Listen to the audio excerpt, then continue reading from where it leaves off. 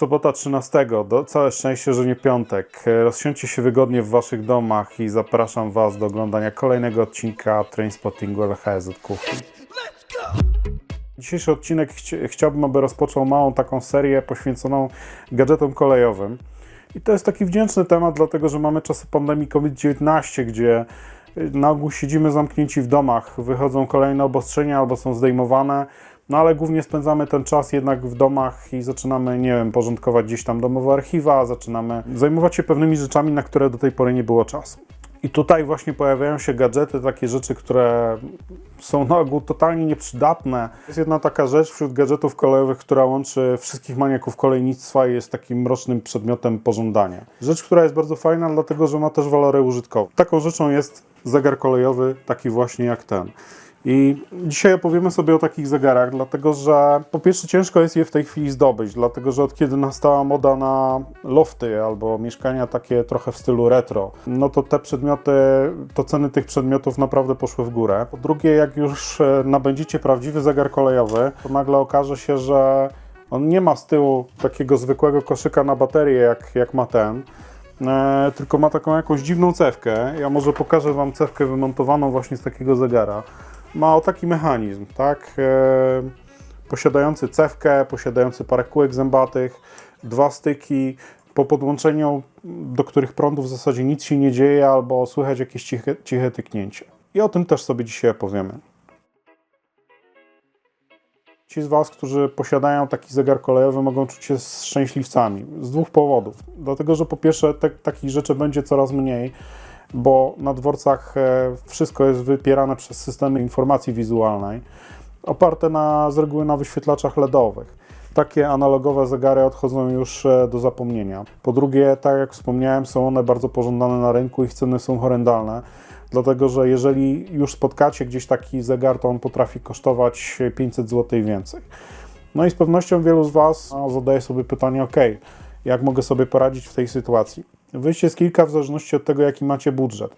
Dlatego, że praktycznie już za 100 czy 200 zł możecie pójść do sklepów z wyposażeniem wnętrz i nabyć tam zegar, który jest łudząco podobny do zegara kolejowego. Czasami są to bardzo ładnie wykonane rzeczy, natomiast na ogół są to rzeczy trochę kiczowate, z jakimiś cyframi na cyferblacie itd., itd. Jeżeli komuś to nie przeszkadza, możecie śmiało taką rzecz sobie kupić. Jeżeli macie trochę więcej, możecie się szarpnąć wręcz na zegar szwajcarskiej firmy Mondeno, taki jak ten. Te zegary są fajne, bo one już są napędzane bateriami. Nawet niektóre modele mają tutaj, tak jak widzicie, wejście na zasilacz. I one są bardzo fajne i wdzięczne. Co więcej, ta firma produkuje nie tylko zegary, które możecie powiesić na ścianie, ale też na przykład trochę taki starodawny zegar, tak zwaną cebulę. Produkowane są też zegarki na rękę. Jeżeli ktoś ceni i lubi kolej, polecam. Natomiast i z jedną uwagą. Jeżeli chcecie nabyć produkt nowy, to z pewnością szybko zorientujecie się, że ceny tutaj są czterocyfrowe. Ja polecam wam polować na Allegro, dlatego że zdarzają się wyprzedaże w outletach zegarkowych i taki zegarek chociażby naręczny, czy taki na ścianę można kupić już gdzieś za około 300 do 400 zł. I to jest fajne rozwiązanie. Natomiast ci z was, którzy nabyli już prawdziwy zegar kolejowy albo zamierzają go nabyć skądś, bo mają do tego dostęp, no, stoją przed pewnym wyzwaniem, dlatego że w momencie, w którym nabędziecie takie urządzenie, szybko okazuje się, że ten zegar nie działa na baterię, tylko musi być w specjalny sposób sterowany. Tutaj mamy podłączenie zasilania do takiej cewki i okazuje się, że nie wystarczy podłączenie po prostu, nie wiem, 12 V, żeby ten zegar chodził sobie jakoś.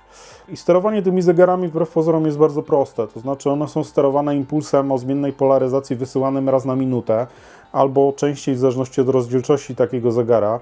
No ale na ogół to jest zegar, który posiada wskazówkę godzinową i minutową. I co minutę trzeba do takiego zegara po prostu wysłać krótki impuls. Na jednym biegunie musi być plus, na drugim minus. Po czym następny impuls powinien być o odwróconej polaryzacji, czyli tam, gdzie był plus, powinien być minus i na odwrót. I to jest największy problem, dlatego że zrobić sobie układ elektroniczny, który będzie takim sterował jakimś przekaźnikiem czy czymś, co minutę zamknie obwód i wyśle ten impuls, to jest bardzo proste. Natomiast zmienić polaryzację to już nie wszyscy potrafią, ale dzisiaj pokażę wam proste rozwiązanie, jak to ogarnąć. Natomiast jeżeli macie zegar analogowy, ja mówię o takim, możecie stanąć przed jeszcze jednym wyzwaniem, to jest skonwertować go na mechanizm kwarcowy. Nie jest to zadanie proste, to nie jest tak, że kupujecie mechanizm, doczepiacie wskazówki i to działa. Natomiast jeżeli ktoś chce się trochę pobawić, ma cierpliwości do tego, polecam. Nie każdy mechanizm też Wam taki zegar ruszy, dlatego że te mechanizmy kwarcowe, zegarkowe, które dostaniecie na Allegro albo w sklepach zegarmistrzowskich, one są dedykowane do małych wskazówek, do bardzo lekkich, takich być może jak w tym zegarze, Monnena, który Wam pokazywałem. Natomiast tutaj w zegarach dworcowych mamy wskazówki, które są masywne i są ciężkie. Nierzadko też mają przeciwwagi tutaj, tak jak ta jedna, ta minutowa. A po drugie, średnice tych wskazówek zazwyczaj nie pasują do tych trzpieni, które znajdują się w mechanizmie.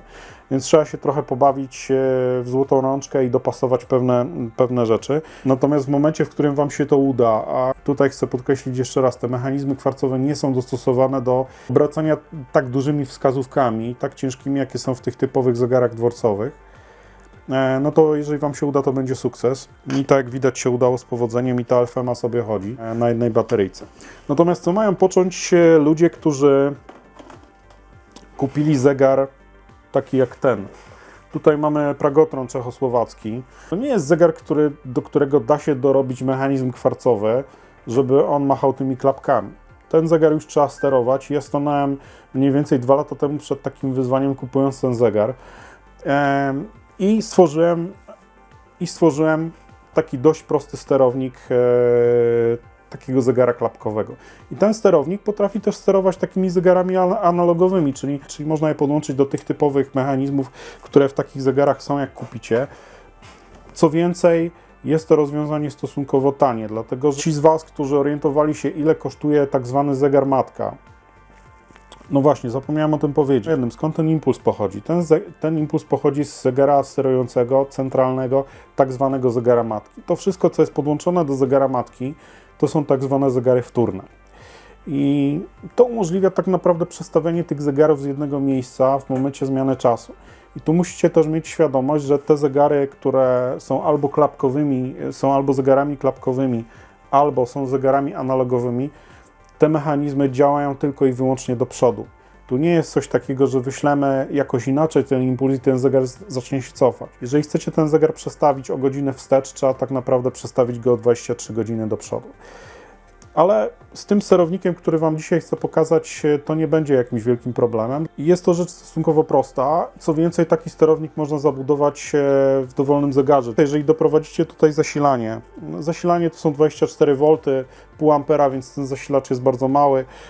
Możecie taką płytkę tutaj zamontować, albo w takim zegarze ta płytka znajduje się tutaj wewnątrz obudowy i była ona specjalnie projektowana tak, żeby się zmieścić, więc to jest bardzo fajne rozwiązanie. Na zewnątrz wystaje tylko płytka klawiatury, którą widać tutaj. Ktoś może się zapytać, dlaczego nie wywierciłem dziur, nie zrobiłem tego jakoś ładniej. No ja mam to do siebie, że raczej jeżeli montuję takie rzeczy, to chcę mieć możliwość przywrócenia kiedyś stanu fabrycznego, no bo może się okazać, że nie wiem, że będę potrzebował na przykład komuś ten zegar podarować, kto będzie sobie cenił stan jak najbardziej oryginalny. To już należy do Was, jak sobie to rozplanujecie.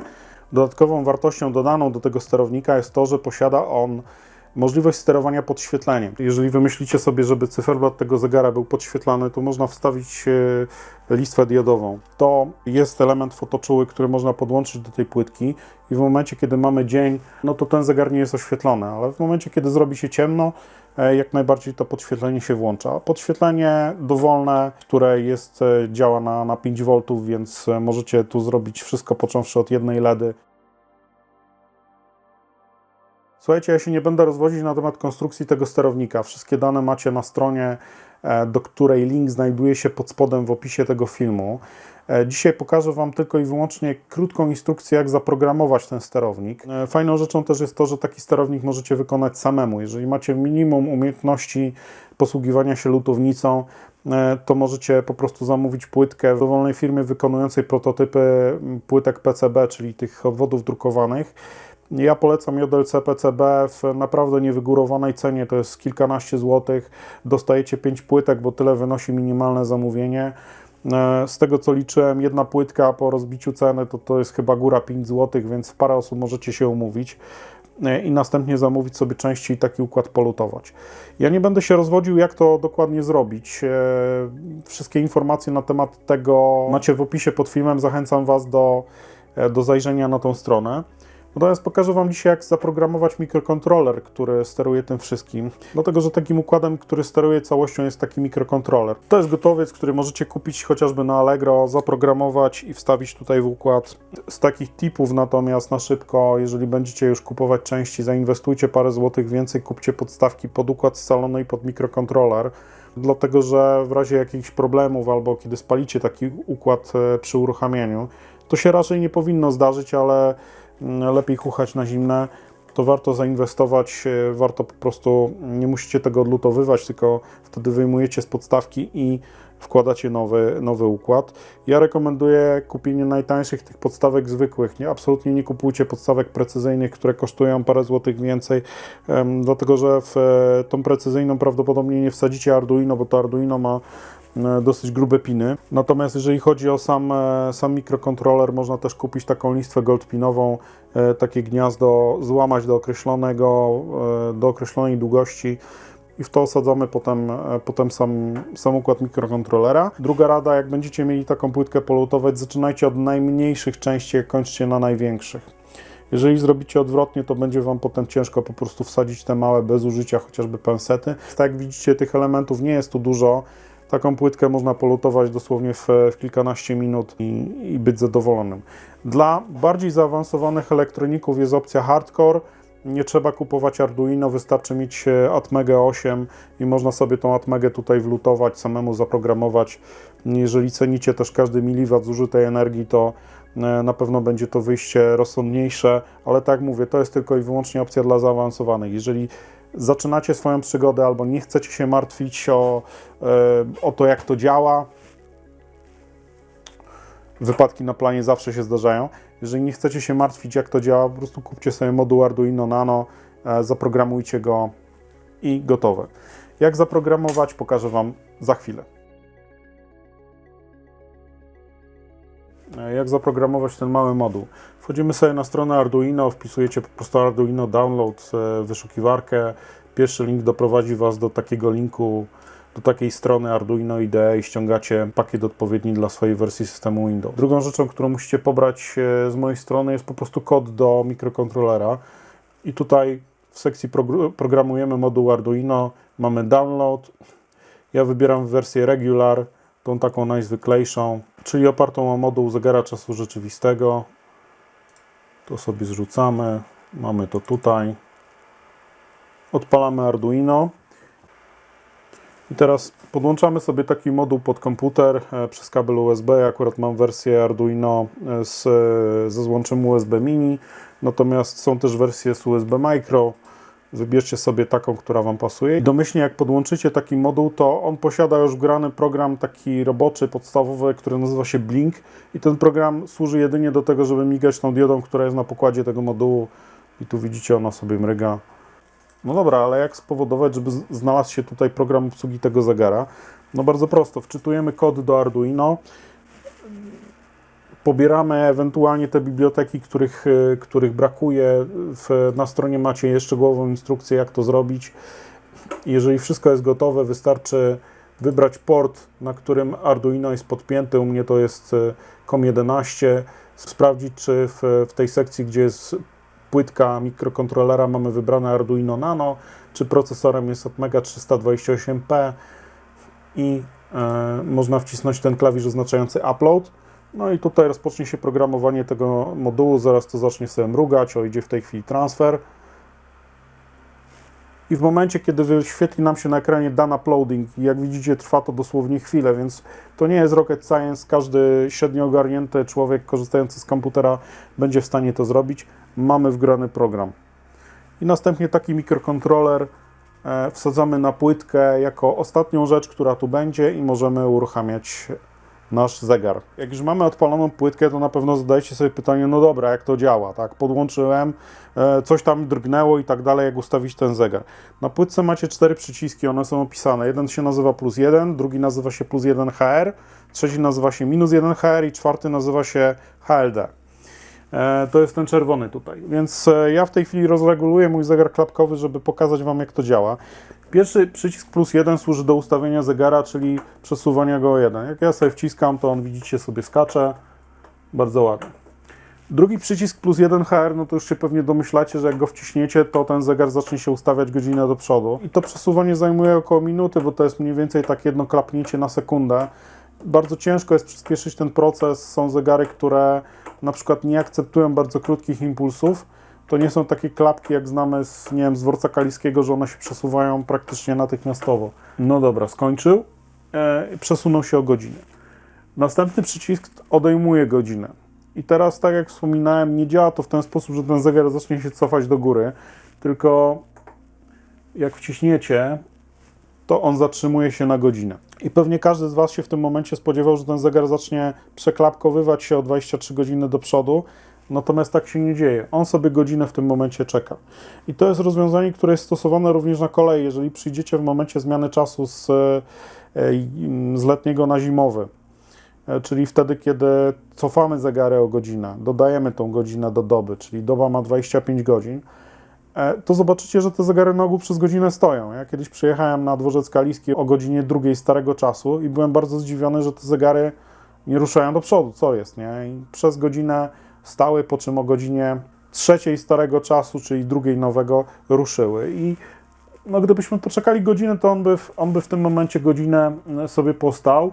Jeżeli chcemy go wyzwolić, to wystarczy wcisnąć przycisk +1 albo następny przycisk, ten ostatni HLD, to jest przycisk Start-Stop. Jeżeli z jakichś przyczyn chcecie zatrzymać zegar, to wystarczy ten przycisk wcisnąć i wtedy zegar jest zatrzymany do momentu, w którym nie naciśniecie znowu tego przycisku i wtedy on sobie idzie. Te wszystkie przyciski, które są związane z dodawaniem albo odejmowaniem czasu, czyli te pierwsze 3, zachowują ciągłość sekundy zerowej. Czyli to jest tak, jak przestawiamy zwykły zegar, tak? Jeżeli ja bym teraz przesunął ten zegar parę minut do przodu, to tak jak widzicie, wskazówka sekundowa się nie zeruje i tak samo jest z tym zegarem. A nawet chodzi, słuchajcie, słychać, możecie posłuchać, jak on chodzi. Słychać, że żyje. Opowiedziałem Wam troszkę o zegarach kolejowych i przedstawiłem naprawdę prosty, uniwersalny sterownik. Jak widzicie, ten sterownik nie ma żadnego wyświetlacza, bo on nie jest potrzebny. Jego jedynym zadaniem jest to, żeby wysłać impuls o zmiennej polaryzacji co minutę do zegara. I umożliwia to ożywienie niejednego zegara, który prawdopodobnie albo wisi gdzieś u Was w domu na ścianie i nie chodzi tylko dlatego, że okazało się, że tu z tyłu jest jakaś cewka, którą nie wiadomo jak sterować, albo taki zegar leży wręcz w pudełku. Bardzo fajnie można to ożywić i taki zegar będzie miał funkcję użytkową. Nie będziecie musieli szukać telefonu komórkowego, żeby sprawdzić, która jest godzina. Bo dzisiaj mamy już takie czasy, że w zasadzie każdy, chcąc sprawdzić godzinę, zerka na komórkę. Nie każdy ma już zegarek taki jak ja na ręku. I z tego miejsca zachęcam Was do tego, żeby ożywić czasem takie przedmioty. Mamy pandemię, siedzimy dużo w domach. To naprawdę nie potrzeba dużo czasu, żeby chociażby zamówić sobie taką płytkę, części elektroniczne, wziąć do ręki lutownicę, jak to już wszystko przyjdzie, zmontować i naprawdę, wierzcie mi, radość z tego w momencie, kiedy taki zegar ruszy i zacznie działać, jest niesamowita. To wszystko w tym pierwszym odcinku z tej takiej małej miniserii poświęconej gadżetom kolejowym. W następnym odcinku opowiem Wam, jak samemu stworzyć gadżet kolejowy. Tak, słuchajcie, każdy z nas może stworzyć taki gadżet kolejowy. I mamy czasy, które temu sprzyjają. Po pierwsze, mamy zimę za oknem, która czasem nie zachęca do tego, żeby wyjść na zewnątrz. Mamy też czasy COVID-u, które trzymają nas troszeczkę w domach. I ten czas można bardzo fajnie poświęcić na stworzenie czegoś, co będzie użyteczne, czasem zwariowane, ale przede wszystkim będzie takim elementem trochę identyfikującym nas. Jeżeli Wam się podobał ten odcinek, pamiętajcie, like, sub, dzwonek, aby nie przegapić kolejnych. Zapraszam do oglądania. Trzymajcie się, cześć.